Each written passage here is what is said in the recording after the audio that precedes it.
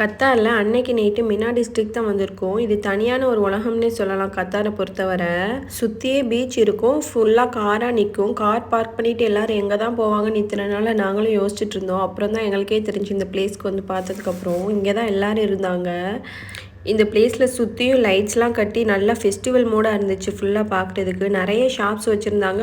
அப்படியே நிறைய ரெஸ்டாரண்ட்ஸ் இருந்துச்சு. அப்புறம் ஆர்ட் ஒர்க், பெயிண்டிங்ஸ் இந்த மாதிரி ஷாப்ஸ் கூட இருந்துச்சு. நம்ம இன்னைக்கு கரெக்ட் மெக்னிஸுங்கிற இந்த ஷாப்புக்கு தான் வந்திருக்கோம். உள்ள ஆம்பியன்ஸ் பார்க்க ரொம்பவே சூப்பராக இருந்துச்சு. மற்ற ஷாப்ஸில் மாதிரி ஃப்ரோசன் பரோட்டாஸ் இல்லாமல் நம்ம முன்னாடி ஃப்ரெஷ்ஷாகவே பண்ணி கொடுக்குறாங்க. நாங்கள் ஒரு சிக்கன் பரோட்டா சாண்ட்விச் அப்புறம் ஒரு டீ வாங்கியிருந்தோம். உள்ளேயும் வெளியும் நிறைய டைனிங் இருந்துச்சு. நாங்கள் பேக் சைடில் அந்த பீச் வியூ பார்த்துட்டு சாப்பிட்லான்னு சொல்லிட்டு போயாச்சு. பேக் சைடில் அப்படியே அன்எக்ஸ்பெக்டடாக இந்த மாதிரி நடந்துட்டு இருந்தாங்க எல்லாரும். ரொம்ப நல்லா இருந்துச்சு பார்க்குறதுக்கு.